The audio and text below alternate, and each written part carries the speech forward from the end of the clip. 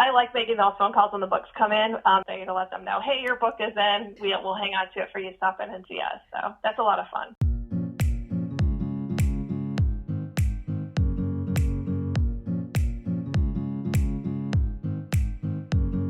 Hello readers, I'm Victoria Wood and you're listening to Biblio Happy Hour, the show that shares new book releases, we chat to the authors who write them, and the people who sell them.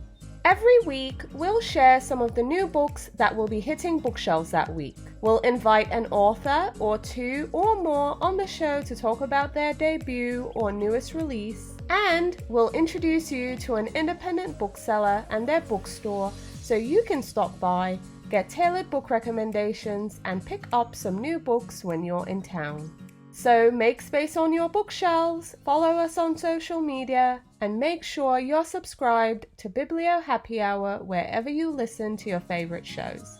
Readers, Biblio Lifestyle is a newsletter, community, and space for people who can't live a life without books in it. Every Friday, you'll get a special treat in your inbox filled with inspirational content, book recommendations, self-care tips, original interviews, and things we think you'll enjoy. The best part? You'll only receive one email per week, and it will be an amazing 5-minute read or less. So if you're not on the list, sign up now for our free weekly delivery at bibliolifestyle.com. I've included a link in the show notes so you can sign up there.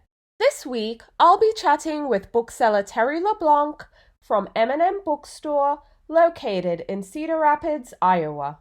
We'll be talking about the bookstore, what you can expect walking in, the town of Cedar Rapids, and so much more. Terri, thank you so much for coming on the show, and welcome to Biblio Happy Hour. Thank you. So really quick, before we get started, are you a coffee or a tea person? I am a coffee person. Okay, so you start your day with coffee always? Always. And it's... Alrighty, so tell us about the bookstore, M and M Bookstore, where you're located, and share a bit about your town. Sure. So M and M Bookstore the bookstore itself has been a part of the Cedar Rapids metro area for almost 30 years now. Mm-hmm. In June of 2018, it was purchased by its new owners, Bill and Ursula Lanphier, and our store is located on the northwest side of Cedar Rapids at the corner of Johnson Avenue and Edgewood Road, northwest. So if people are driving down the street and can't quite find us, we're in a strip mall that's behind Taco John's on that corner. However, exciting news, we are going to be moving to a new location that will be just opposite of where we're at right now. So instead of being behind Taco John's, we'll be next to Lupita's Mexican Bakery.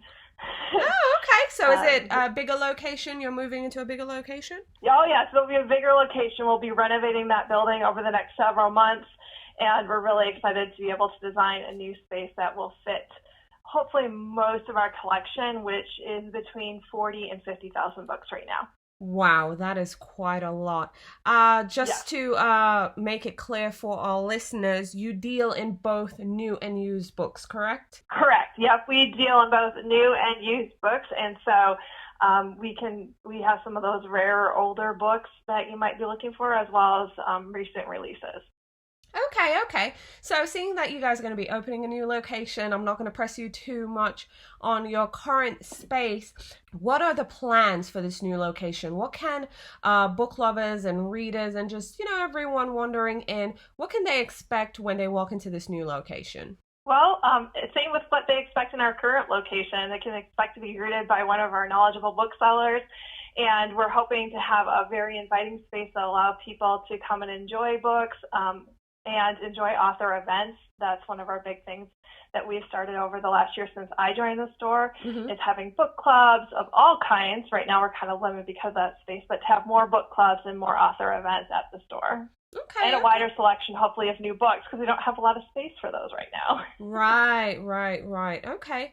What is your process on your intake of used books? For the used books, people are welcome to bring them in between 10:30 and 2:30, usually Monday through Saturdays. We accept those trade-ins. And in most cases, if we're able to take the book, we will do that and then offer you credit for that to use in our store. And the credit at our store is like a coupon. So if your book costs $4, that you're buying from us your used book, and you have credit with us, the book would cost you $2 of your credit, and then $2 would come out of pocket for you. So it's a pretty fun experience from that standpoint. Can build up some credit and buy a lot of used books and build up your own collection. Oh, absolutely. That sounds great. And when it comes to new books, can you accept special orders as well?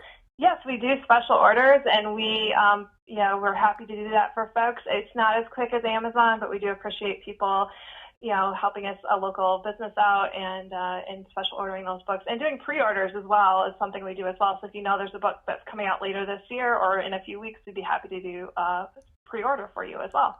And I like making those phone calls when the books come in. Even if you're looking for a really rare used book, we can put that request in our system. So once we find out you have a book in, whether it's something you've ordered or it's something you've been looking for a while, we love making those phone calls and making people stay to let them know, hey, your book is in. We'll hang on to it for you. Stop in and see us. So that's a lot of fun. Oh, I bet. That must be really, really, really great. And, it's just personalized. It just adds to the whole personal air that independent bookstores offer and that you just can't get anywhere else. Exactly. Absolutely. So tell us a bit more about the town of Cedar Rapids. Yeah, so Cedar Rapids metro area is really great. It's 3 vibrant communities, Cedar Rapids, Marion, and Hiawatha. And so there's activities and things to do, in all 3 of those cities as well as the surrounding area. So in Cedar Rapids, we've got some great museums.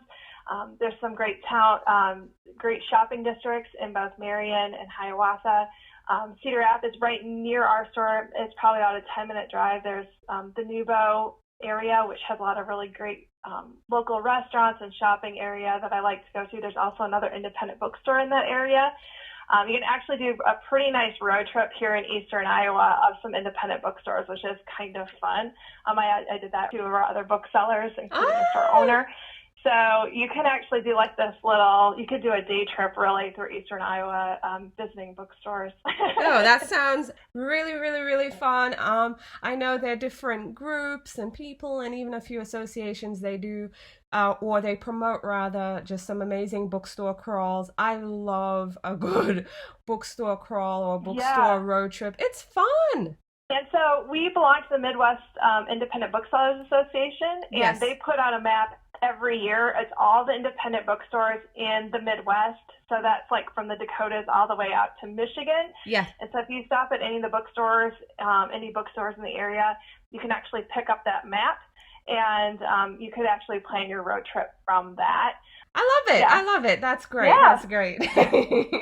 It's just a great way to keep, the book community active and excited. And again, just a great way to discover new bookstores and discover hopefully a great new book as well. Yes, exactly. And wrapping up, but what would you like everyone listening to know about your bookstore? What would you want everyone to know about M and M Bookstore in Cedar Rapids, Iowa?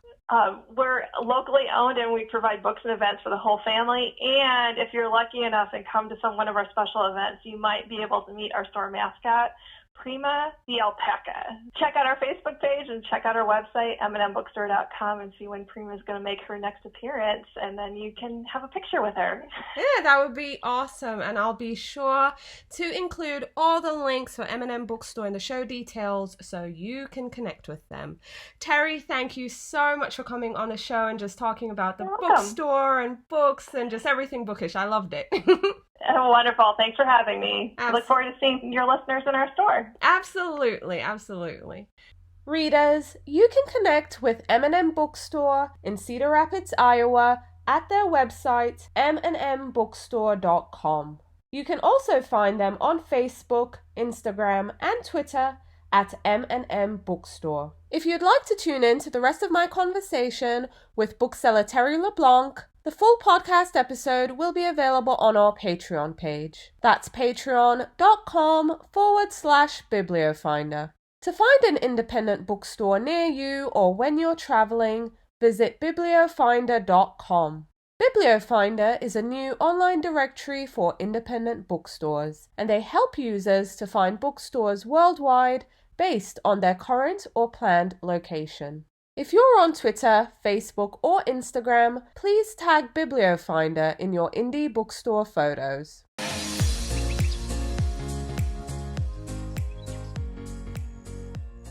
Before I get started with this week's new releases, I'd like to highlight one literary birthday happening this week as well. On February 7th, Charles Dickens was born in 1812. Two of Dickens's most popular titles are A Tale of Two Cities and Oliver Twist. Now, I will be mentioning some of the books that will be available on bookshelves during the week of Monday, February 3rd. And I'm thrilled to have authors Amy Bonnaffons, S.L. McInnis, Mia Sosa, Michael Zapata, Dan Bevacqua, Anita Abriel, and Tola Rotimi Abraham on the show to talk about their new books.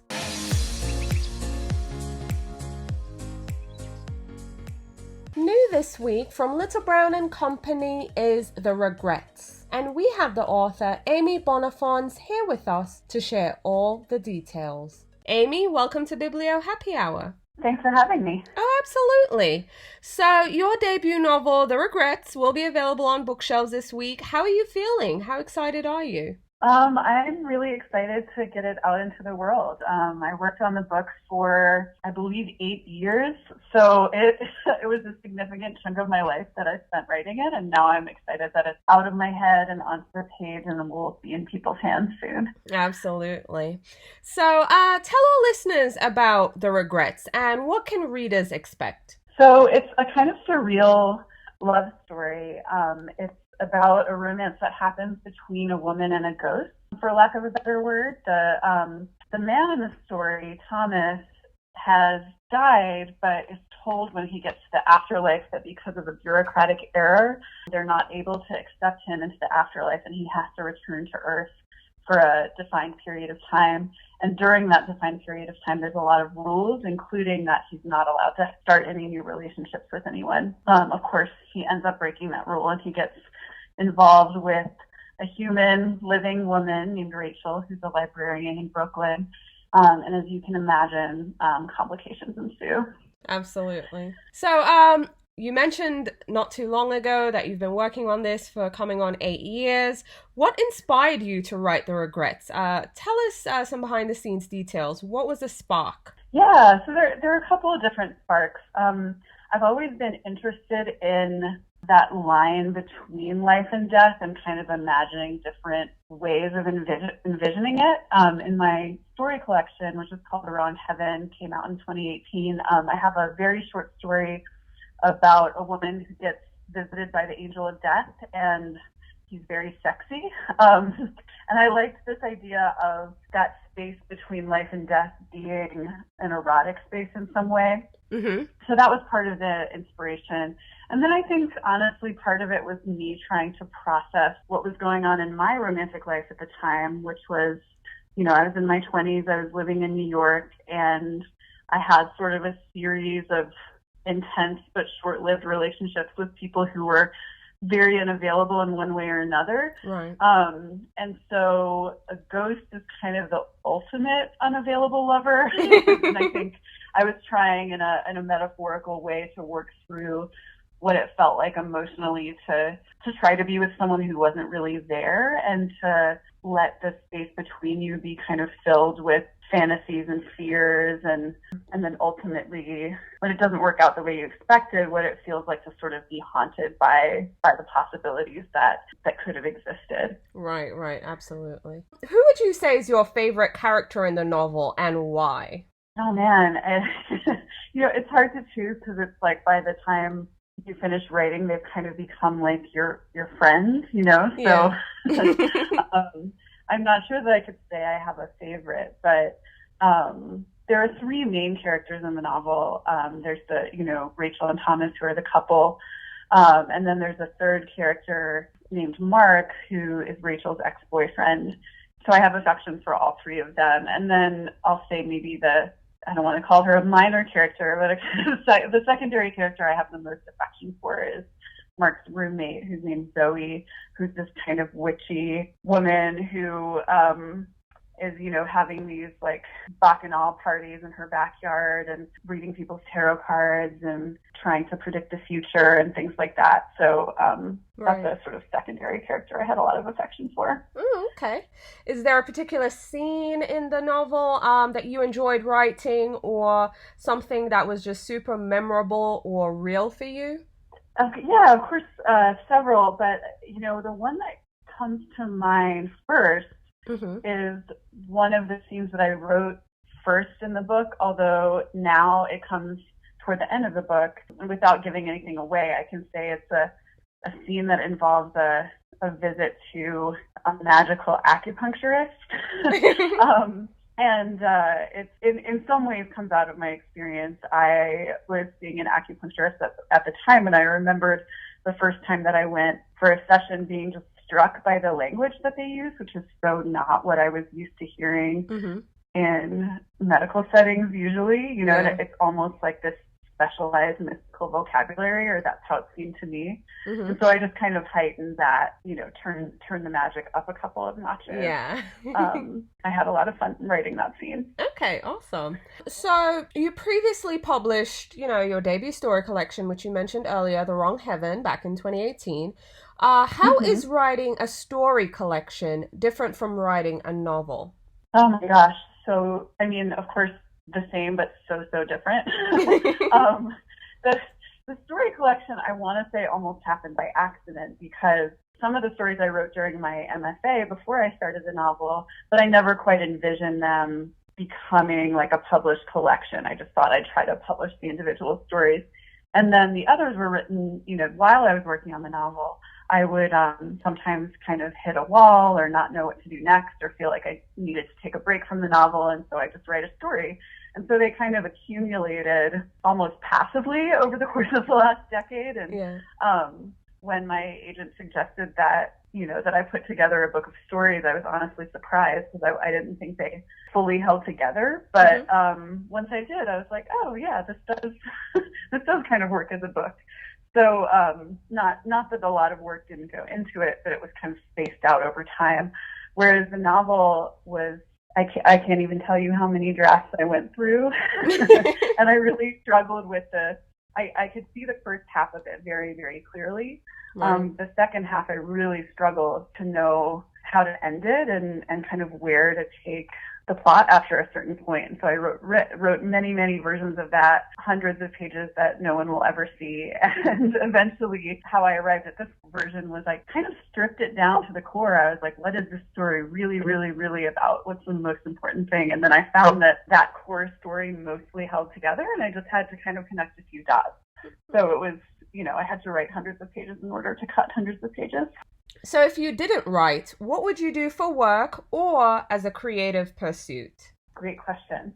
So of course, in addition to writing, I teach, and I love teaching. I probably would teach in some form, whether I wrote or not. I think I would also maybe be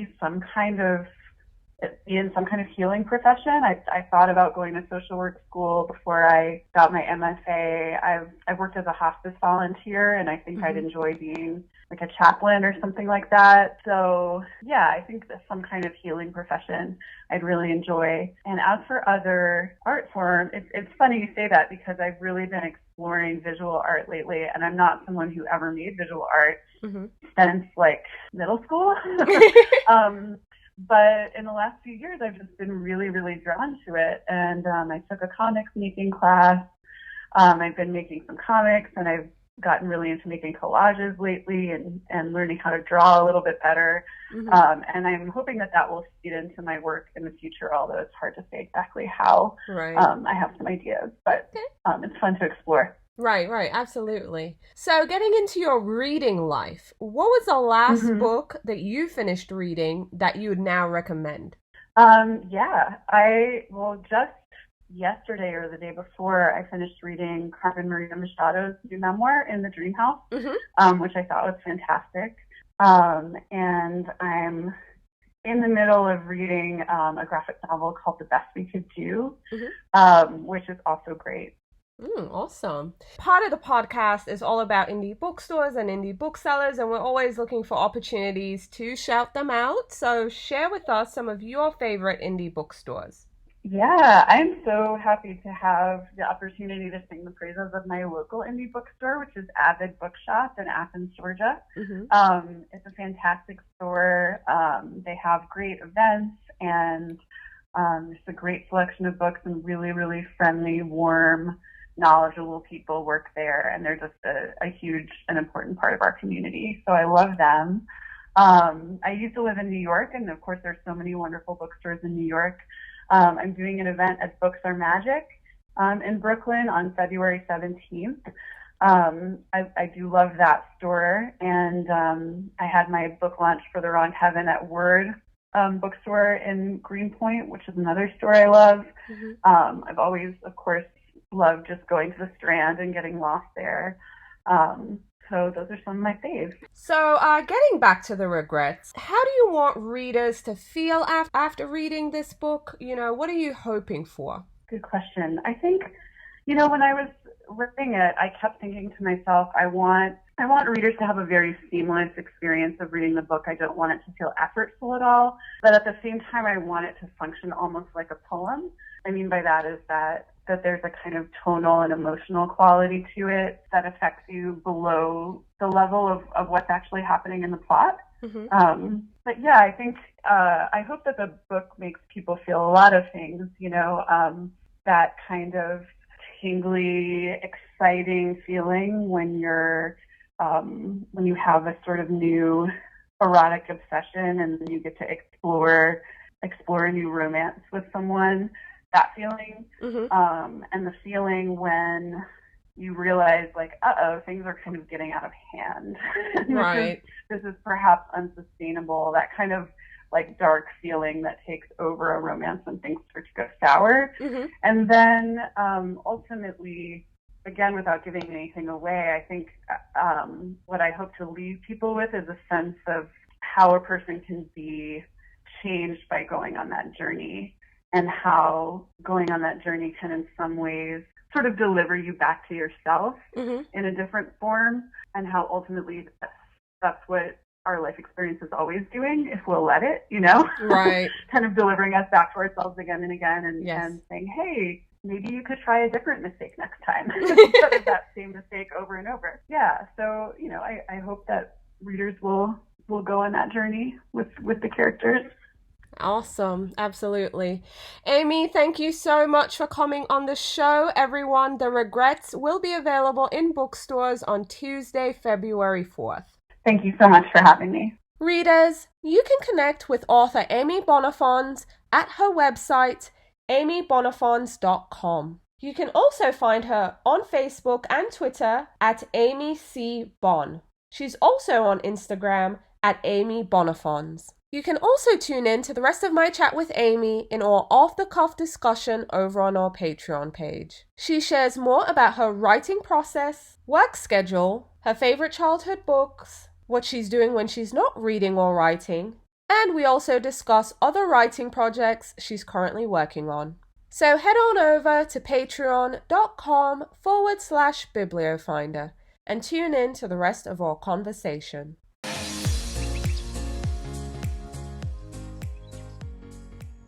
New in paperback from Bevacqua Books, The Good Immigrant, 26 Writers Reflect on America, edited by Nikisha Shulka and Shameen Suleiman. New this week from Seal Press, The Pleasure Gap, American Women and the Unfinished Sexual Revolution, by Catherine Rowland.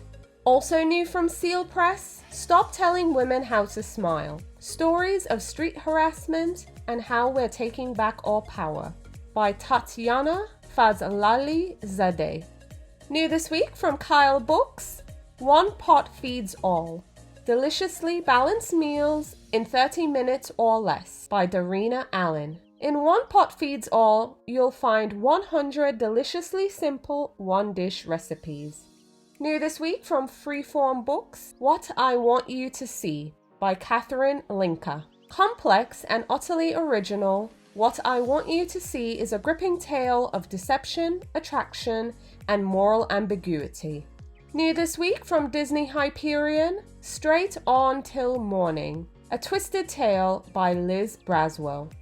New this week from Grand Central Publishing is a debut suspense novel entitled Framed, and we have the author S.L. McInnis here with us to share all the details. Sherry, welcome to Biblio Happy Hour. Oh, thank you so much, Victoria. I'm so happy to be here. So, your debut novel, Framed, will be available on bookshelves this week. How are you feeling? How excited are you? I'm so excited.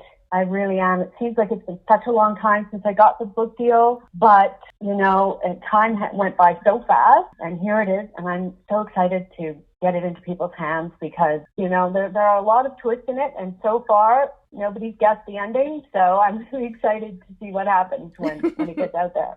Right, absolutely. So tell our listeners about your new novel, Framed, and what can readers expect? I'd say it's a kind of combination between a domestic thriller and a crime thriller. It's about two women who went to music college together when they were young, and they're very different. One, Beth, is very conservative, and she's very prim and proper, and she's studying to become a pianist. And then the other girl is Cassie, and she's wild and crazy, and she's a very talented jazz vocalist. So these two, the story actually takes place after they've been out of school, but they're flashbacks to the two of them thrown together in a dorm room together. And when they part ways after school, their lives take very different turns. And Beth tries to become a concert pianist, but she fails. And now in her early 30s, she's a music teacher, and she's very unhappy, and she's married to an arrogant film producer who's gotten them into debt, and she has a lot of anger in her, but she's just holding it together because she wants to keep up appearances, because that's the kind of woman that she is. Now, at the same time, Cassie, her life has completely spiraled out of control, and she's gotten into drugs, and when we meet her in chapter 2, she's actually on the run from a drug deal gone wrong where 4 people have been murdered, including an undercover LA police detective. So she needs a place to crash, and she calls her old roommate Beth and convinces her to let her stay there for a few days, just saying she's passing through town and she can't afford a hotel. And Beth, who's always felt responsible for her, says yes. But at the same time, there's a detective, Detective Francis Good. He's an LAPD detective, and he's investigating what went wrong at this. And as Good closes in on them, it leads him to Beth and Jay's house. And, then all the storylines come together, and there's just a lot of twists that happen. So tell our listeners, what inspired you to write Framed? What was the spark that lit that fire? Well, it's so funny. Usually there's a moment where you see something and it makes you, have an idea. But, I remember exactly where I was when I got the idea, but I don't remember what I saw, because just this image of this crime thriller flashed into my mind. And I actually saw Jay, the husband, jogging through the hills, jogging out in the Hollywood Hills, and he's not even an important character, so I don't know why I saw him first, but then all of a sudden the story was there, and I knew what it was, and so I sat down and I started writing, and it's the first time that a story ever came so quickly, and it was just, the characters were all there, the situation was there, and I had so much fun writing it. But when I finished, it was only 45,000 words. That's only half the length of a commercial novel, so what was I going to do with it? So, I put it away, and I literally forgot about it. This was probably about 6 or 7 years ago, and I completely forgot about it, even as I was reading all these other thrillers that I love. But then 3 years ago at Christmas, my brother and I were shopping, doing our Christmas shopping as we always do on Christmas Eve, and we went into a bookstore in my hometown, and I saw The Couple Next Door by Terri LeBlanc, and there was a staff member there saying, "Oh, you've got to read this book, you've got to read this book." So I picked it up for my mom, and I later saw that the book was dedicated to my old agent, Helen Heller. And we had parted ways, but, Sherry and I would have had the same agent. So I did end up reading the book, and I loved it. I couldn't put it down from page one. As soon as I finished it, for some reason, I remembered Framed. I remembered this book I had on my hard drive, and I was just inspired to go back to work on it, and I did, and I fleshed out the characters, and I added a lot of twists, and more ideas came, and then, a few months later, I had a full-length novel, and I pitched it to Helen, and she took it on, and, the rest is history. So I'm going to put you on the spot a bit and ask, who's your favorite character in the novel? I would say Beth because she's so layered and she has so many secrets. And, Cassie's a fun character, but she's totally out there and she's in your face. And whereas Beth is always trying to balance a lot of different things to keep herself together. So she was a really interesting character to write. Okay. So getting a bit into your process now, how long did it take for you to write this novel? I would say, taking into consideration that first spurt, it was just over two, and right to the end of editing, it would probably be between 2 and 2.5 years. Okay. And if you didn't write, what would you do for work or as a creative pursuit? I think I would have become a psychologist. Okay.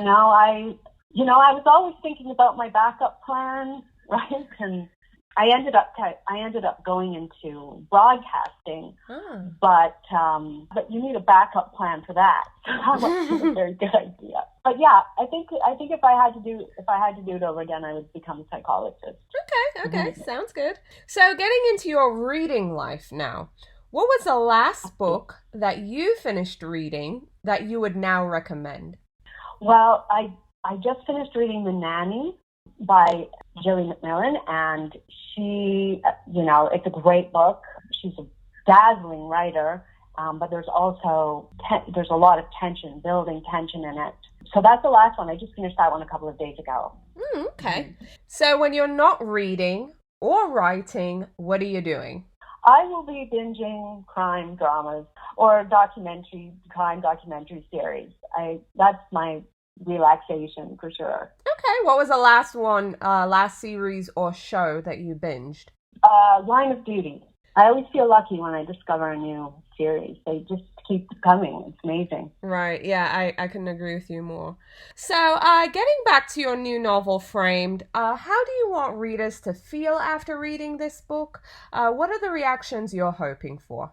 Well, the number one reaction, and everybody on the team wants the same thing, my editor, my agent, everybody who worked really hard on the book, and that is for people to just want to read it again right away, to find out how it all happened, because the twist ending is really such a shock, and we all worked so hard to make sure that the story was solid and that there weren't any loose ends and that everything made sense. So, that's what I hope. I hope that people will just want to go and read it again right away and try and see how it all got put together. Awesome. Sherry, thank you so much for coming on the show, everyone. Framed will be available in bookstores on Tuesday, February 4th. Thank you so much, Victoria. It was fun. Readers, you can also tune in to the rest of my chat with author S.L. McInnis in our off-the-cuff discussion over on our Patreon page. She shares more about her writing process, her favorite childhood books, and writing projects she's currently working on. So head on over to patreon.com/bibliofinder and tune in to the rest of our conversation.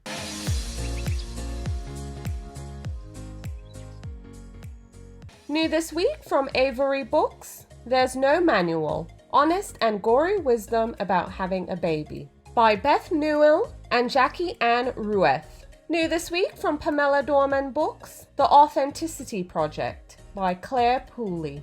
The Authenticity Project is a story of a solitary green notebook that brings together 6 strangers and leads to unexpected friendships and even love. New this week from Viking Books, You Never Forget Your First, a biography of George Washington by Alex Coe. New from Riverhead Books, The Scientist and the Spy, a true story of China, the FBI, and industrial espionage, by Mara Hvistendahl. Also new from Riverhead Books, a story collection entitled Verge, by Lydia Jovanich. New in paperback from Riverhead Books, Black Leopard Red Wolf, by Marlon James. Newly republished from Penguin Books, Maigret in Vici, by Georges Simeon. Also new in paperback from Penguin Books, The Spirit of Science Fiction, by Roberto Bolaño, translated by Natasha Wimmer. Also new in paperback from Penguin Books, Lights All Night Long, by Lydia Fitzpatrick. New this week from G.P. Putnam's Sons is More Than Words, by Jill Santopolo. New this week from G.P. Putnam's Sons Books for Young Readers is The Queen's Assassin by Melissa Dela Cruz. The Queen's Assassin is the first novel in a sweeping YA fantasy romance duet about a deadly assassin, his mysterious apprentice, and the country they're sworn to protect. New this week from Dutton Books, The Girl with the Louding Voice by Abby Dare. The Girl with the Louding Voice has been described as a powerful, emotional debut novel told in the unforgettable voice of a young Nigerian woman who is trapped in a life of servitude, but determined to get an education so that she can escape and choose her own future.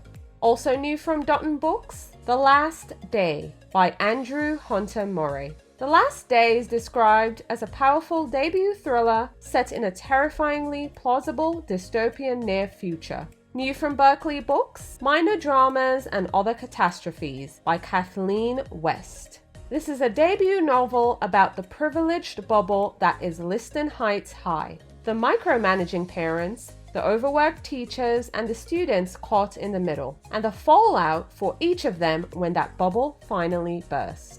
New this week from Ballantine Books is The Jet Setters by Amanda Ward. The Jet Setters is a story of a vibrant but dysfunctional family trapped together on a 10-day Mediterranean cruise. New in paperback from Ballantine Books, Unmarriageable by Sonia Kamal. Also new in paperback, Daisy Jones and the Six by Taylor Jenkins Reid. New this week from Ballantine Books, Dijin Patrol on the Purple Line by Deepa Anapara. Dijin Patrol is a debut novel about 3 children who venture into the darkest corners of a sprawling Indian city to find their missing classmate. Dijin Patrol is based on a true story. Also new from Ballantine Books, Smacked, a story of white-collar ambition, addiction, and tragedy by Eileen Zimmerman. New in paperback from One World Books, We Cast a Shadow by Maurice Carlos Ruffin. New this week from Melville House, A Woman Like Her, the story behind the honor killing of a social media star by Sanam Maher. New this week from Knopf Books, a memoir entitled Brother and Sister by Diane Keaton.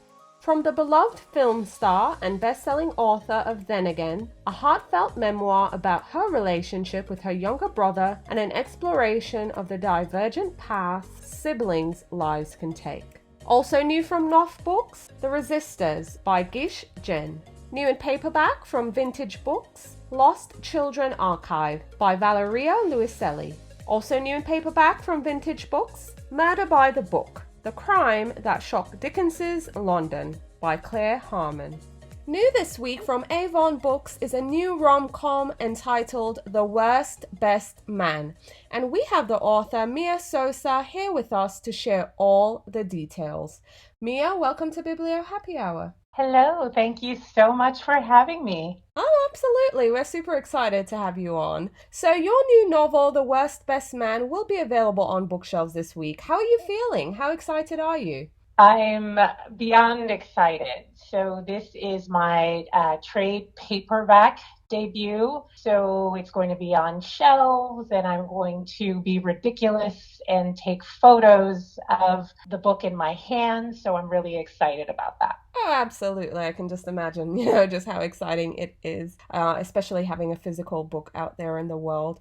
But tell our listeners about The Worst Best Man. What can readers expect? Okay, so readers can expect a contemporary contemporary romance with definite romantic comedy vibes. It's about a Washington, D.C. wedding planner. Her name is Carolina Santos. And she is offered the opportunity of a lifetime. But of course, that opportunity comes with a hitch. She has to collaborate with the best man, or more accurately, as the title indicates, the worst best man from her own failed wedding, who also happens to be her ex-fiance's younger brother. And because he played a part in the demise of her wedding, she wants petty revenge. And so part of the story is watching her get that revenge. And because it's a romance, this isn't a spoiler, they also fall in love. And so it's got a lot of enemies to lovers vibes, a funny bromance sleepover, an adorable Brazilian family that's in on some of the hijinks, and lots of shenanigans. Ooh, sounds exciting. So, what inspired you to write The Worst Best Man? So I've always wanted to write a book in which the heroine was a wedding planner, and I had tons of ideas over the years, but nothing sort of stuck as a concept until I thought about this one. And I was really thinking about someone who was a wedding planner, and her brand was all about people being in love and living that happily ever after. And I thought it would be really interesting to then create someone who did that for a living, but didn't necessarily believe in it for her own life. And so what you see in the book is this transformation in Lena, the heroine, from someone who doesn't imagine that she's going to find that great love and then ultimately does. Okay. So, who's your favorite character in the novel? Oh, that's a hard one. I feel put on the spot. I would say my favorite character is Dean. Dean is a secondary character. He is the best friend of the hero, Max, and he just leaps off the page. And I did not imagine when I was writing the book that he necessarily would have his own story, but he has become such a vivid character for me that he's actually going to be the hero of the next book. Oh, okay. Getting into your process, how long did it take to write this novel? Oh, I wouldn't even be able to tell you. Let's see.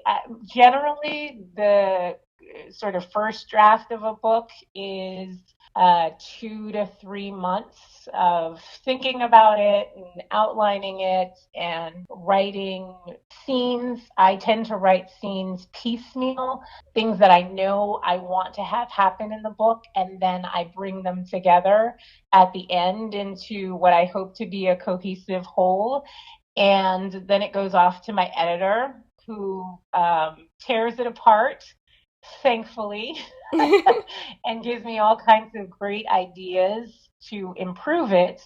And that process of revising generally takes about another 2 months. And then there's all of the other stuff associated with finalizing the book, the copy edits, page proofs, all of the stuff that makes the book pretty and ready for readers. So all told, in terms of time that I'm spending on the book, I would say about 6 months. Okay. And getting into your reading life, what was the last book that you finished reading that you would now recommend? It's called Sweet Talkin' Lover. It's by Tracy Livesey. Full disclosure, Tracy is a great friend of mine, which is why, even despite my schedule, I managed to read this book.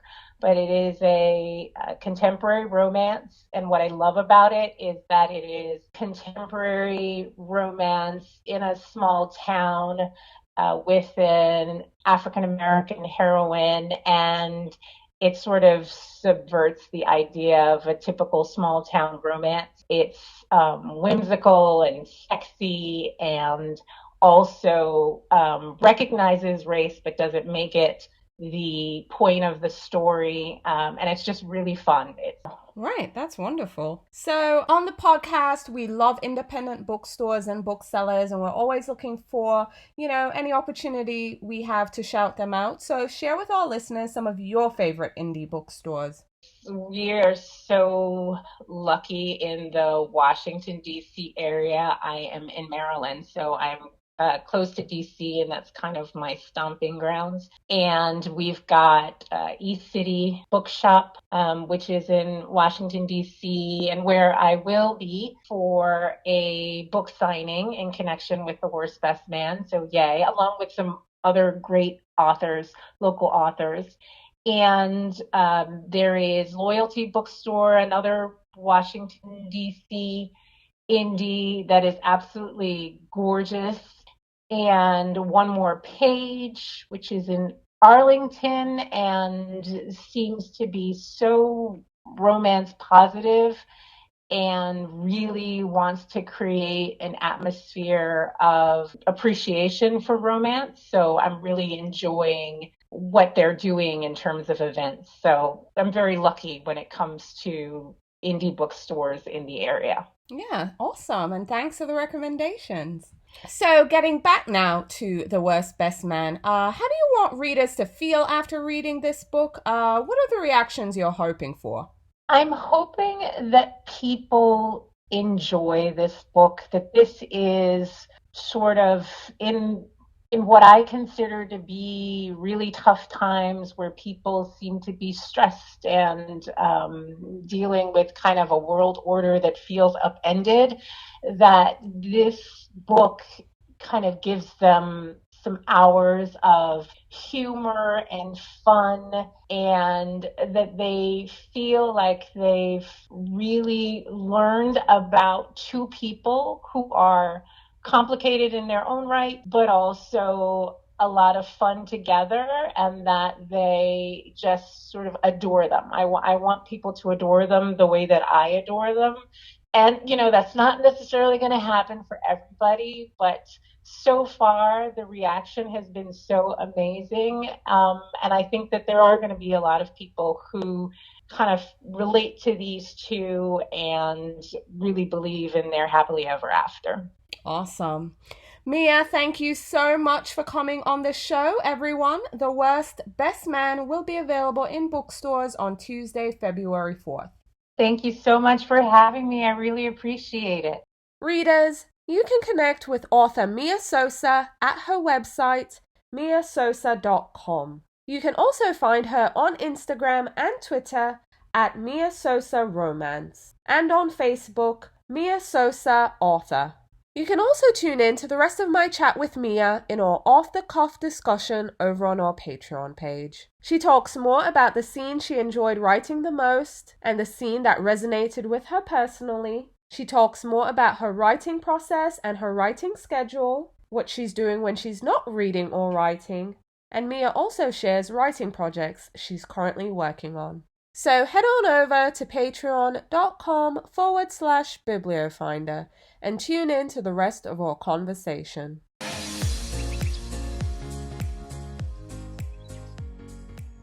New this week from Day Street Books is a memoir entitled Open Book by Jessica Simpson. Preacher's daughter, pop phenomenon, reality TV pioneer, billion-dollar fashion mogul, Jessica Simpson has been all these things and more. Now, guided by the journals she's kept since age 15, Jessica Simpson reveals for the first time her inner monologue and her most intimate struggles. New this week from Mira Books is a new thriller entitled The Third to Die by Alison Brennan. New this week from William Moreau Books is a new psychological suspense novel entitled Perfect Little Children by Sophie Hannah.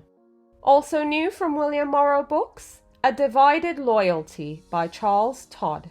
In A Divided Loyalty, Scotland Yard detective Ian Rutledge is assigned to one of the most baffling investigations of his career, a cold murder case with an unidentified victim and a cold trail with very few clues to follow. New this week from Harper Books, Promises of the Heart by Nan Rossiter. This is the first novel in the Savannah Sky series, and it tells the story of a couple struggling to start a family and a young foster girl with a heart condition who changes their lives forever. New this week from Hanover Square Press is a debut novel entitled The Last Book of Adana, Moreau. And we have the author, Michael Zapata, here with us to share all the details. Michael, welcome to Biblio Happy Hour. Thank you for the invitation. I'm very excited. Absolutely. We're super excited to have you here. So, your debut novel hits bookshelves this week. How are you feeling? How excited are you? Feverishly excited. This book has been 10 years in the process. So it's an interesting path, and I'm just extraordinarily excited. It follows the birth of my second son last summer. So I'm in a position where there's a lot of excitement following excitement, and just really, really happy to get it into readers' hands. So many early readers have told me it is a book that is for readers, for people who love stories and stories. So I'm just beyond excited to get it into people's hands. Absolutely. I can just imagine this whole process, and congrats on the new baby. Thank you. Absolutely. Thank you. So tell our listeners about The Last Book of Adana, Moreau, and for those who are waiting for it to hit bookshelves this week, what can they expect when they pick this book up? Absolutely. So at the center of The Last Book of Adana, Moreau is essentially about exile and American exclusionism, and in Spanish there's a term called desplazados, and desplazados is essentially displaced persons. So at the beginning we have this Dominicana, and she is exiled from the Dominican Republic after the U.S. Marines invade in the early 20th century, and she ends up in New Orleans, married to a pirate. It's through the process of being in New Orleans, which is a very otherworldly, extraordinary city, she becomes a science fiction writer, and she writes a fairly acclaimed, if modestly known, book called Lost City. And so it follows her family's life in New Orleans. She passes away relatively young and leaves a second manuscript that she destroys just before her death, and yet here we are in 2004 in the future in Chicago, and there's a hotel concierge, and there's Israeli exile who finds this second manuscript in his grandfather's things. And so it really covers sort of the life of the Dominicana and her family, and it also uncovers sort of like a literary mystery that the Israeli hotel concierge finds in the future in Chicago. At the core of it truly is about exiled literature, lost books, and exiled people. Right, absolutely. So what inspired you to write this novel? What was the spark that lit that fire 10 years ago? Why did you want to share this story? Yeah, so my father's family is from Ecuador. 10 years ago, I was teaching high school in Chicago. I was teaching re-enrollment dropout students, and through the course of getting an Illinois Arts Council grant, I decided to take a year sabbatical and try to write a novel. That first novel was a failed novel, and I think that's a normal process for most writers. Through the process of living in Ecuador, I was able to spend so much time with family. I was able to sort of really recognize that, early 20th century Latin American history is largely forgotten, and all the exile that comes attached to that. My inspiration behind it a lot comes from my grandfathers, who are great oral storytellers.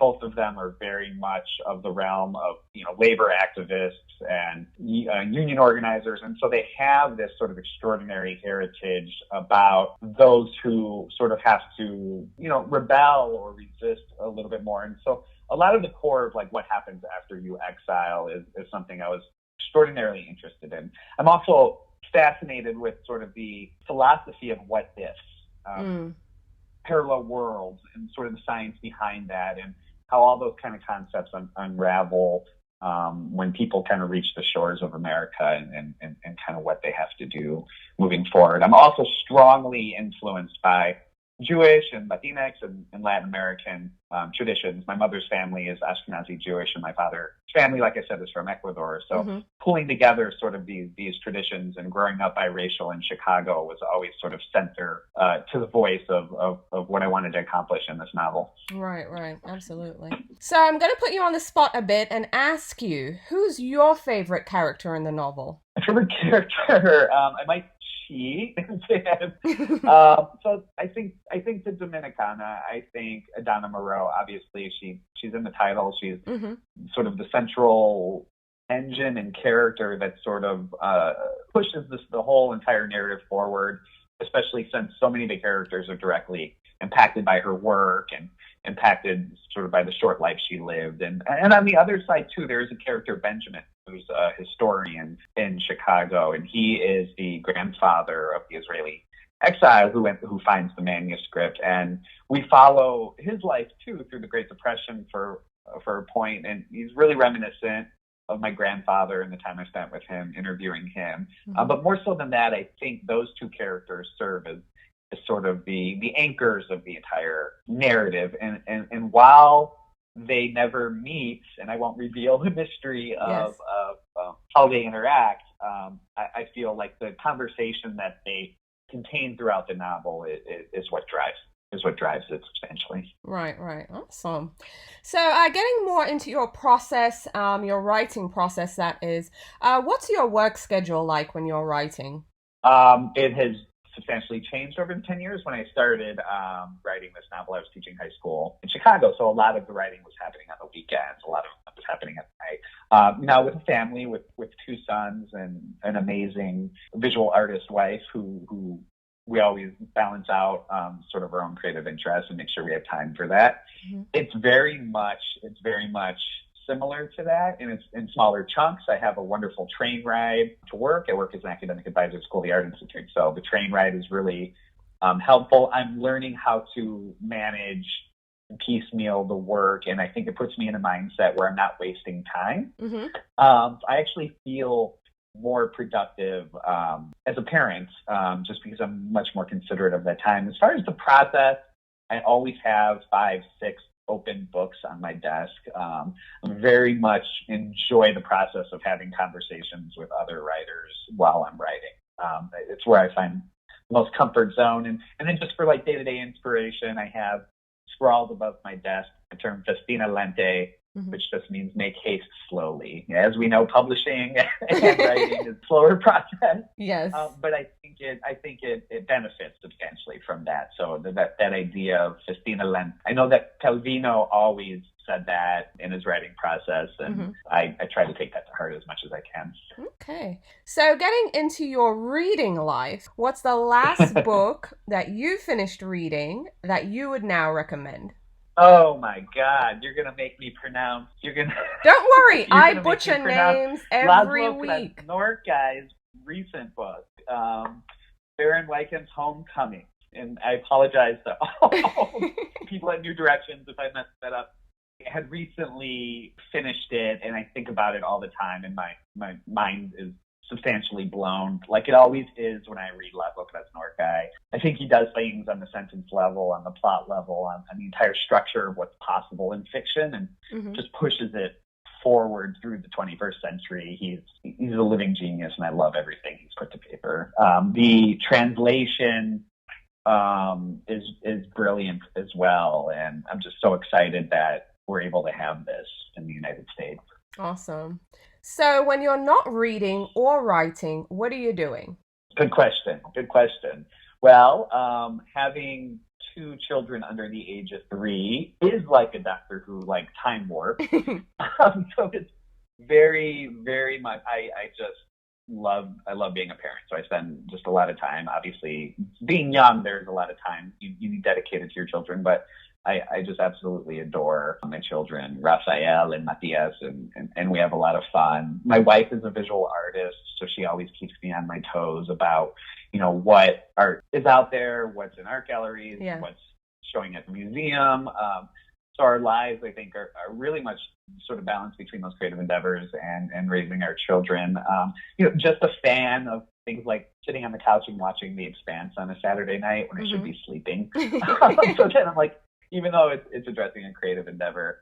And then for a long time, and it's been a little bit less so since my children are so young, but for a long time I was involved in activism, immigration rights activism, especially when I taught high school. I was pretty involved, Chicago being, a hotbed for activism and also, politics. I was quite involved in that world, to continue to do so as much as I can right now. But I always think all those things are always informing my writing, and I think when I step outside and sort of look at what the things that young people are fighting for, universal health care, immigration rights activism, I think that those translate back to works of fiction, but primarily it makes me really excited just to sort of be alive at this time and see the possibilities moving forward. So raising my children, activism, watching endlessly just wonderful sci-fi movies and shows.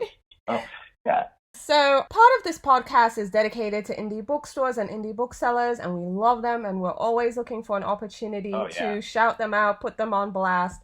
So share with us some of your favorite indie bookstores. So I am 1,000% blessed to live in Chicago, and just to see over the past 15 years an explosion of indie bookstores and also to see them just thrive.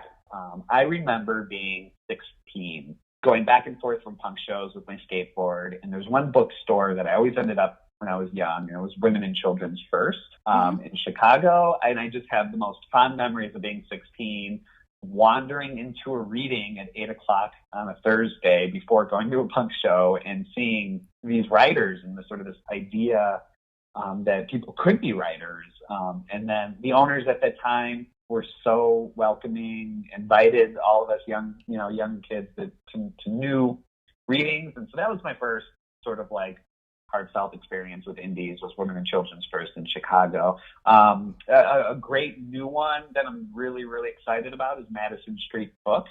And that's opening very shortly in the West Loop in Chicago. I'm very excited about it. The owners have been in Chicago for some time and part of the literary community doing amazing things. And then, my home one right by my home, which I just absolutely adore, the Bookseller in Chicago as well. I ran a literary magazine for some time called Make, a literary magazine, and it's still going on, and we have all these wonderful events and this big festival called Lit Loose, which is working with writers and artists from Mexico City. But the Bookseller, I wandered in there one day. I said, I'm starting a literary magazine. Can you help me? And the owner, she sat down. We had a long talk about Chicago literary scene. She took out an advertisement. She was just extraordinarily supportive. And it's just a beautiful thing now to take my children there, both to Women and Children's First and the Bookseller all the time. And as you get older, these independent bookstores in your community just don't become places you buy books for yourself or your family, but they become sort of like central places of curiosity and sort of intellectual pursuit. And they really, you start to know other readers from there. It's, I could go on and on and on about sort of what independent bookstores in Chicago have done for me as a reader long before I decided to write a novel. Right. They're definitely community spaces and community hubs, and they serve a greater purpose than selling books for sure. So I definitely echo your sentiments 100%. Absolutely. And so admirable and awesome to take a 16-year-old who is sweaty and skateboarding all day and to say, come join us. Right. Absolutely. Introducing them to the world of books that are not, when you're that young, is just extraordinary. Absolutely. So getting back now to the last book of Adana, Moreau, how do you want readers to feel after reading this book? What reactions are you hoping for? Such a good question. I think at its core, too, in addition to exile, it is a novel about the reasons why we tell stories, and stories as survival and stories as self-portraiture, and the reasons why human beings at our core tell stories. I also think, an underlying philosophical thing that I discovered much later while writing it is this idea of parallel worlds. And I think humans can't but help ask ourselves, what if? And not even necessarily in the terms of regrets, but in every decision that we make every day, there's a series of what ifs. And how can our lives change? How could our lives be better? And those are grand, I think, philosophical questions about the state of our country and ecology, but they're also very, very important to the home and family life. And I think I would want readers to walk away to have a better sense of why we tell stories and why we ask what if all the time. That's sort of the curiosity I see in my children, and I hope some of that does exist in this book. Awesome. Michael, thank you so much for coming on the show. Everyone, the last book of Adana Moreau will be available in bookstores on Tuesday, February 4th. Thank you so much. Readers, you can connect with Michael Zapata at his website, michaelzapata.com. You can also find him on Instagram at Michael_Zapata01. You can also find him on Twitter at MikeZapata01. You can also tune in to the rest of my chat with Michael in our off-the-cuff discussion over on our Patreon page. He shares more about his new novel, the scene that resonated with him personally and he enjoyed writing the most. We also talk about his favorite childhood books, and we also discuss writing projects he's currently working on. So head on over to patreon.com/bibliofinder and tune in to the rest of our conversation.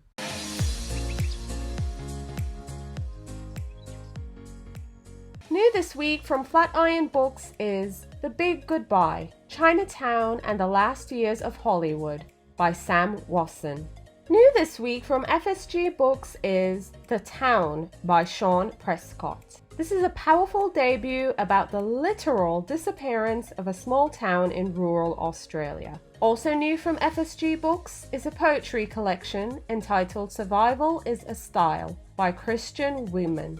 New this week from Tor.com, Upright Women Wanted by Sarah Gailey. Gailey reinvents the pulp western with an explicitly anti-fascist near-future story of queer identity. New this week from Simon & Schuster is a debut novel entitled Mollybit, and we have the author Dan Bevacqua here with us to share all the details. Dan, welcome to Biblio Happy Hour. Thanks for having me. Oh, absolutely. So, Mollybit is your debut novel, and it will be available on bookshelves this week. How are you feeling? How excited are you? I'm very excited. It's something I've been thinking about and hoping for 20 years or more, so it's a very exciting time. Oh, absolutely. I can just only imagine. But tell them about Mollybit and what can they expect?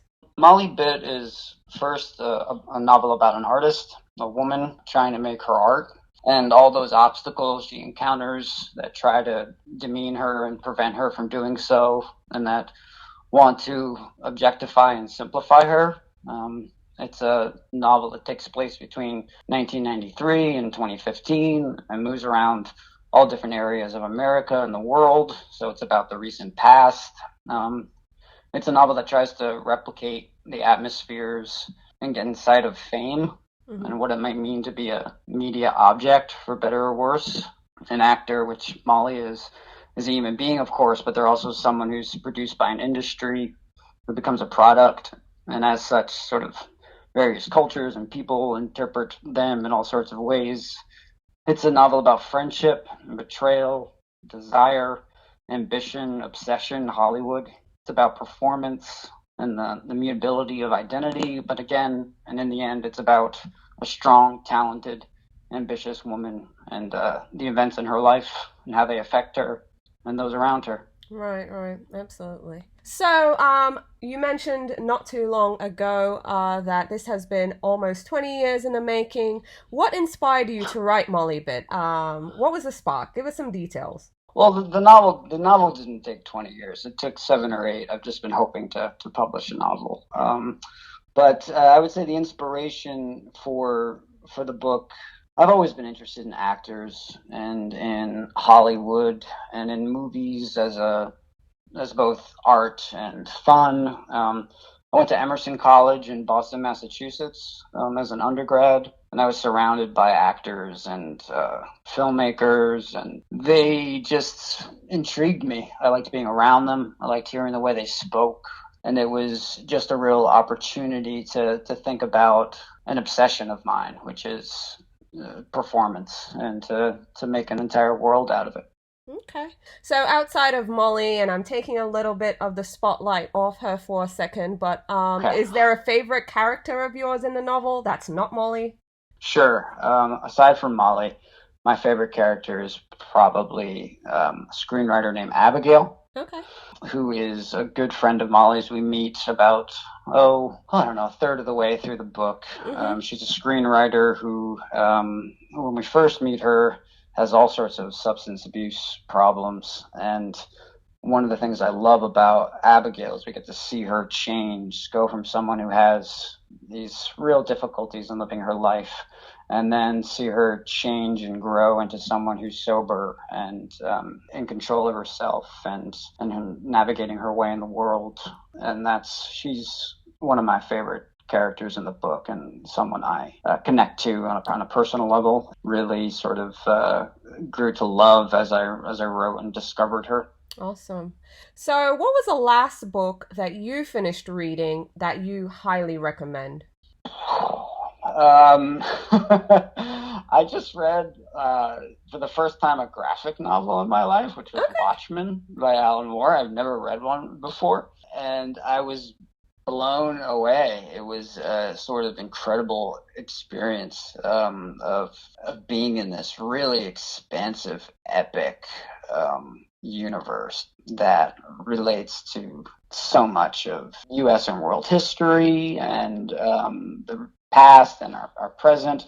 I found that to be, I would recommend that for anyone. I'm also, on a different note, rereading the stories of Chekhov, and that is a much different experience, but certainly it's nice to be with these sort of not simple stories, but stories that really are concerned with human beings and their choices and desires and pains and regrets. And it's nice to go back to him.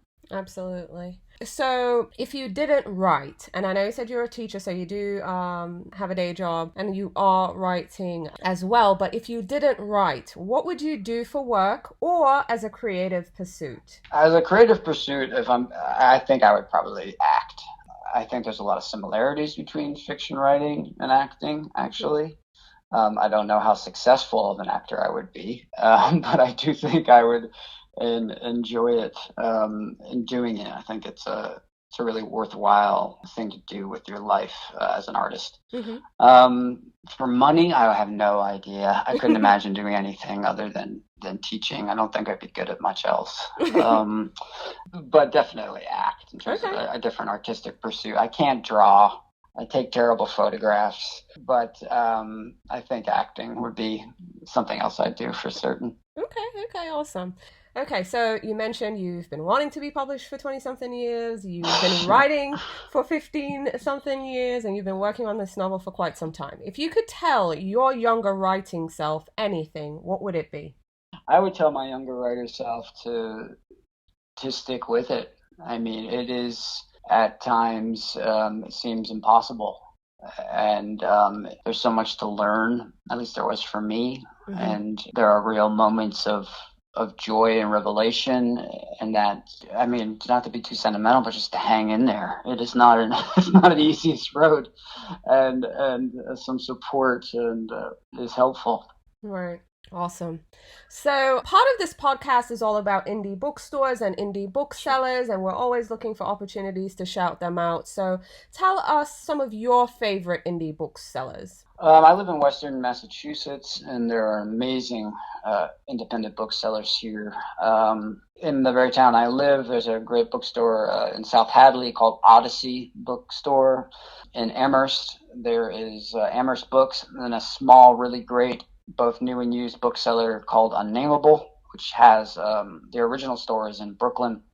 In other parts of the country, one of my favorite bookstores is a Seminary Co-op in Chicago.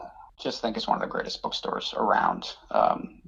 Superb booksellers, selection, and the knowledge there is just really terrific. Awesome. So getting back to Molly bit, how do you want readers to feel after reading this novel? And, what are you hoping for? I want readers to have not just one experience with it. I mean, my intention is for them to, on the one hand, sort of be a little shocked, to have that sort of experience that I always sort of had with those great novels that I loved, which always seems to be sort of expansive and sort of you're just sort of engaging with a newer sort of consideration of the world around you and how you think about it. I would like readers to think about sort of the stories we tell and like how we tell them, but more than anything, I would like them to have a sense of triumph and a feeling of reaffirmation in art and the artist and what art and the artist can do.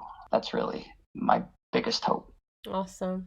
Dan, thank you so much for coming on the show, everyone. Molly Bit will be available in bookstores on Tuesday, February 4th. Thanks so much for having me, Victoria. Readers, you can connect with author Dan Bevacqua on Twitter at Dan Bevacqua. You can also tune in to the rest of my chat with Dan in our off-the-cuff discussion over on our Patreon page. He shares more about his writing process and schedule, what he's doing when he's not reading or writing, the best movie he watched in 2019, and writing projects he's currently working on. So head on over to patreon.com/bibliofinder and tune in to the rest of our conversation.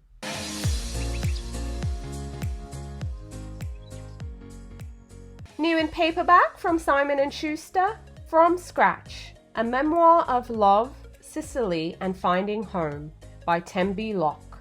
New this week from Gallery Books, Out of the Attic by V.C. Andrews. Out of the Attic explores the Dollanganger family saga by traveling back decades to when the clan's wicked destiny first took root. New this week from Scribner Books, When Time Stopped, a memoir of my father's war and what remains by Ariana Newman.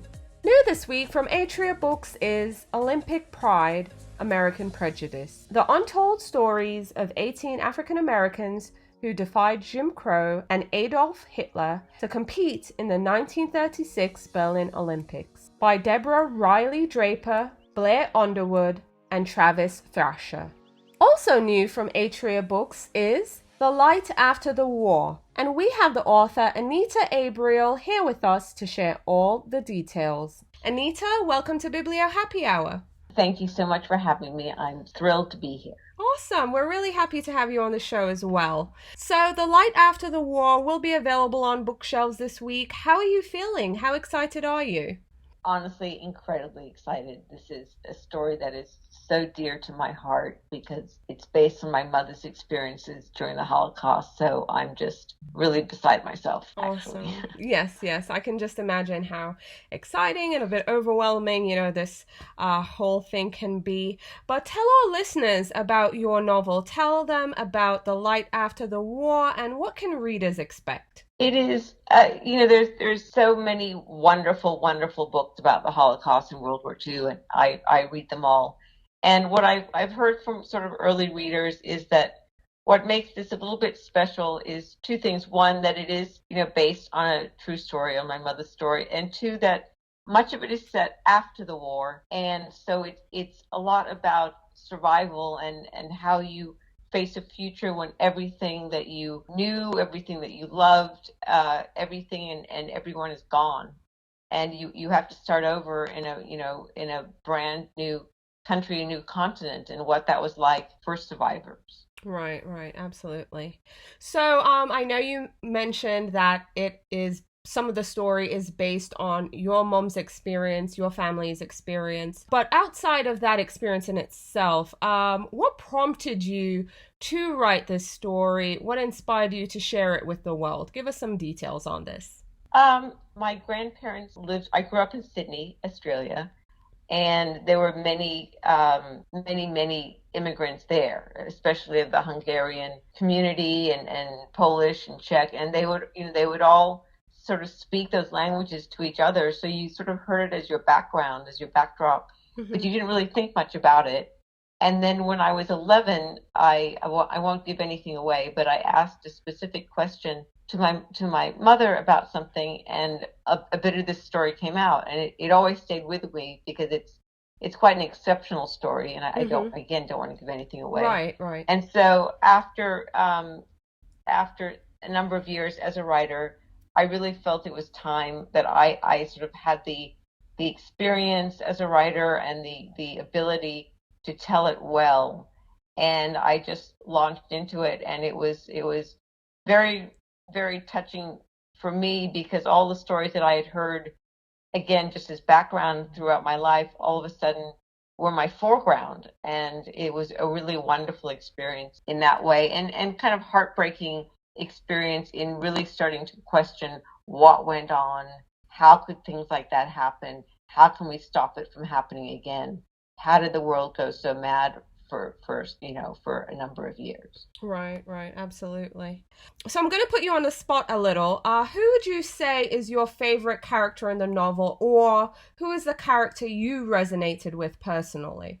Wow, that is a great question. I have to say, I guess I would have to say Vera, who is my mother, because she experienced so much hardship, and she just took it very well. She always looked forward.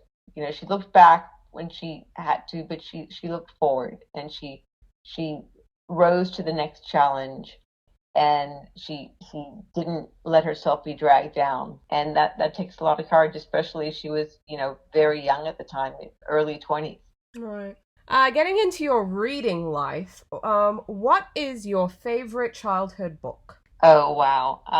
God, that is a great question. I was a huge Nancy Drew fan. Okay. And I guess it all started there. Okay. So tell our listeners, what's the last book you finished reading that you would now recommend? I just read a book that came out in January called Such a Fun Age, which was truly a tremendous book. It's getting a lot of buzz, and it really is very, very good. A debut author. And I tend to kind of read the range. I read a lot of serious, but I also read a lot of light things too, especially when I'm writing something serious. I like to have a reward to read sort of light things. But that was a really great book at the moment. Awesome. So part of this podcast is about indie bookstores and indie booksellers, and we're always looking for an opportunity to shout them out and show them some love. Share with our listeners some of your favorite indie bookstores. Well, I'm a huge fan too. I actually, when I was early 20s, I worked at one in Sydney, Australia. It was the funnest year I've ever had. But locally, I love Laguna Beach Books. Mm-hmm. In Laguna Beach, the owner there, Jane, is amazing, and they have an amazing staff, and it's beautiful. It's right across from the Pacific Ocean, so you can't beat that. And they have great authors in, and they really know what they're talking about. And I'm a huge fan also of Warwick's in La Jolla. I'll be giving talks at both of those locations. I love Book Passage in Corte Madera, California. I used to live in the San Francisco Bay Area, and I used to go there daily with my kids, and I know they're very, very supportive of authors. So Kepler's in Menlo Park is another favorite, the Bay Area. So I'm a big believer in independent bookstores. Yes, we are too. And thank you so much for sharing. Getting back to The Light After the War, how do you want readers to feel after reading this book? What thoughts you're hoping will be churning through their minds? What are you hoping for? I hope that they really think about what happened and why, and how in modern age the world could sort of sink back into the dark ages and let prejudice and such evil take over. And at the same time, I want them to take away the fact that there is always beauty in the world, there's always hope, and there's always another day, and one never knows what it can bring, and with enough courage and optimism, anything is possible to rebuild one's life and have happiness again. Absolutely. Anita, thank you so much for coming on the show, everyone. The Light After the War will be available in bookstores on Tuesday, February 4th. Readers, you can connect with Anita Abriel at her website, anitaabriel.com. You can also connect with her on Instagram at Anita Hughes Abriel and on Twitter at Abriel Anita. You can also tune in to the rest of my chat with Anita Abriel in our off-the-cuff discussion over on our Patreon page. She shares more about her writing and research process, her writing schedule, where she gets most of her writing done, and we also discuss writing projects she's currently working on. So head on over to patreon.com/bibliofinder and tune in to the rest of our conversation.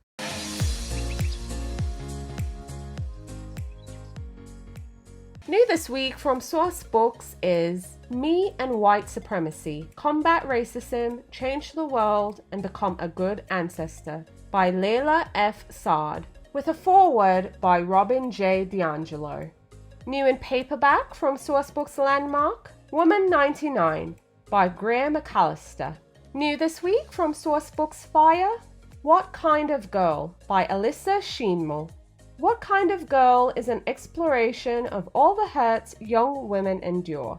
Also new from Source Books Fire, Belle Revolt by Lindsay Miller. In this standalone French-inspired fantasy, two young women work together in secret to stay alive and end a war caused by magic and greed before it kills thousands for the sake of the wealthy few.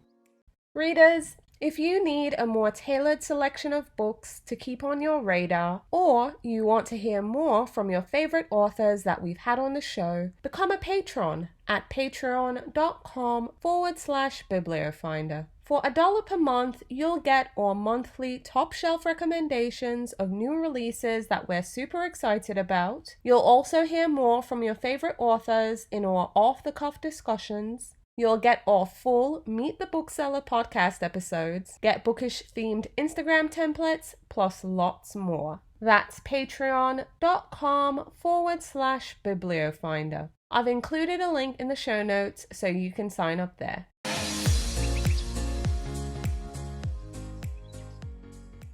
New this week from Catapult Books is a debut novel entitled Black Sunday, and we have the author Tola Rotimi Abraham here with us to share all the details. Tola, welcome to Biblio Happy Hour. Thank you for having me. Oh, I'm so excited to have you. So, your debut novel, Black Sunday, will be available on bookshelves this week. How excited are you? It's been a dream I've been working on for a very long time. So I'm incredibly excited that I get to share this book with the world. Yeah, I can only imagine just how exciting all this could be. But tell our listeners about your novel. Tell us about Black Sunday.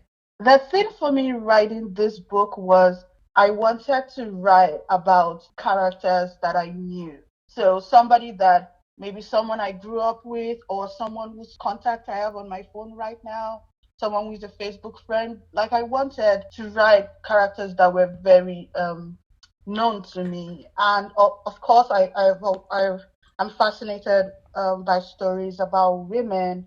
And I just think that this story about girls who get to become like the matriarchs of their family, when it falls apart, well, they are still teenagers. I thought it was just a story that I've seen so many times growing up, and I didn't think that I'd read enough about it. So that was where it started from. Another thing was I was interested in writing about a Nigerian family affected by the Nigerian scam.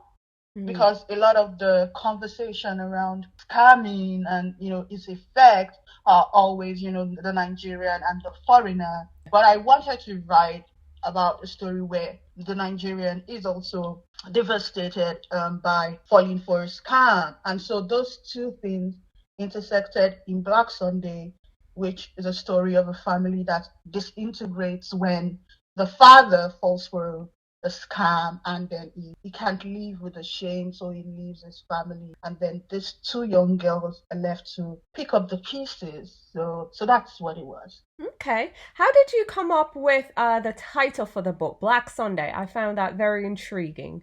The title kind of came to me, and it was at the very end, because I think I can talk about this. The last chapter of the book is where it gets its title from. And so it was this Christian tradition of naming Sunday. So we would have, in Nigeria, we would have Women's Sunday, Men's Sunday, Children's Sunday, Thanksgiving Sunday, and I kind of played with those ideas for a little while because it's also a novel about the Nigerian evangelical Pentecostal style church.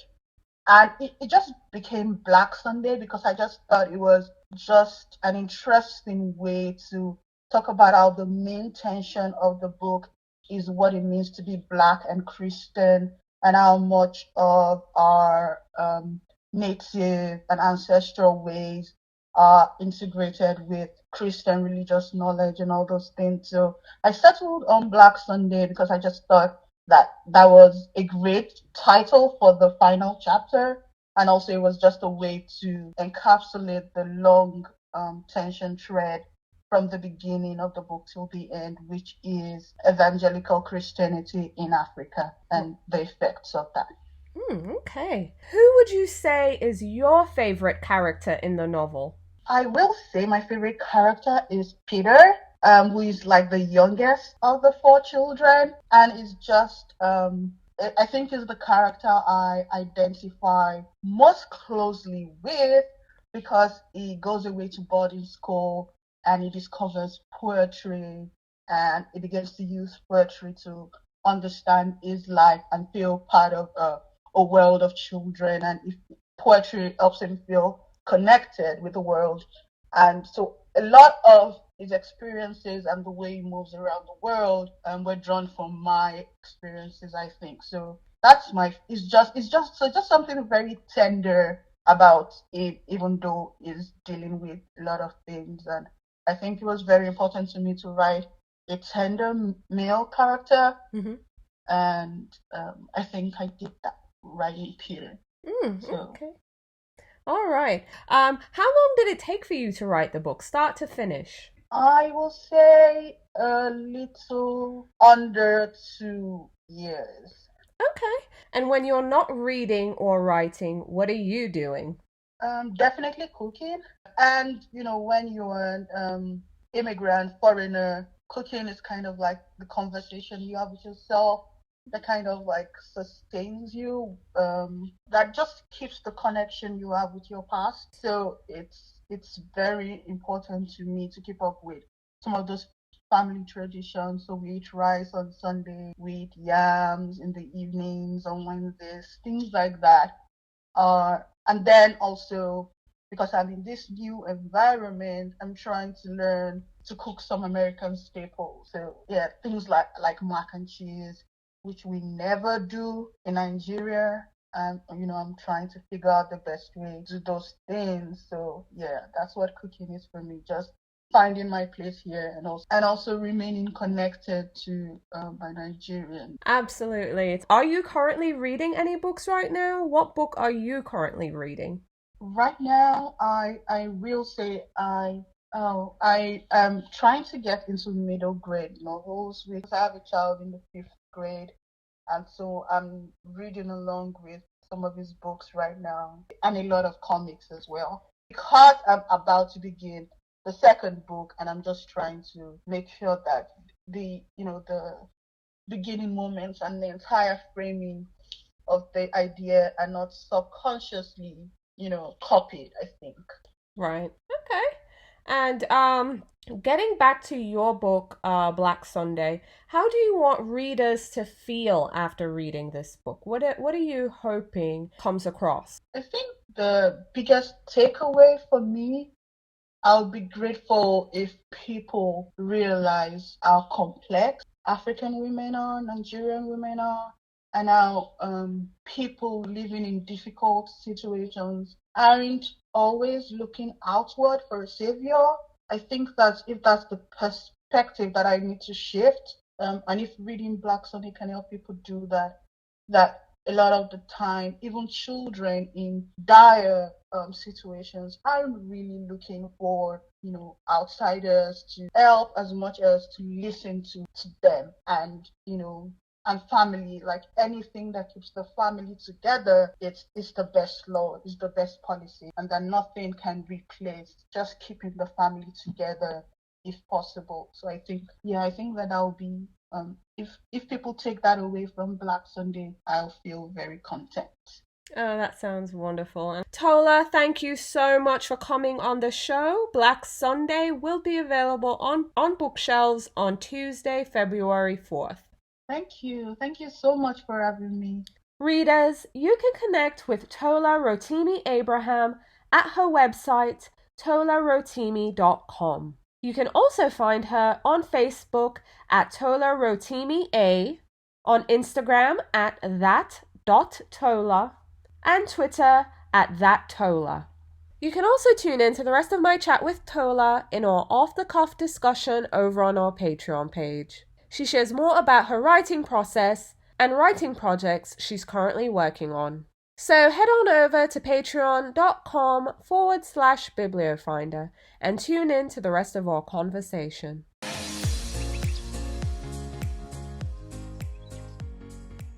New from Counterpoint Press, Vera Violet by Melissa Ann Peterson. New this week from Soft Skull Press is Romance or the End, a poetry collection by Elaine Kahn. New this week from Tin House Books is My Autobiography of Carson McCullers by Jen Shapland. New this week from Grove Atlantic, 8 Days at Yalta by Diane Preston. Also new from Grove Atlantic, The Good Killer by Harry Dolan.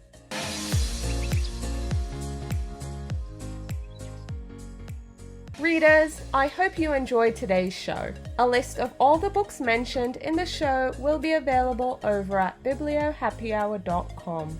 To shop all the books I've mentioned in the show and to find a bookstore near you or when you're traveling, visit bibliofinder.com. If you're on Twitter or Facebook, please let us know at Biblio Happy Hour and tag us in your post over on Instagram, also at Biblio Happy Hour. If you enjoy listening to our podcast, please share Biblio Happy Hour with your favorite bookish friends, share us on social media, and please leave us a rating and review.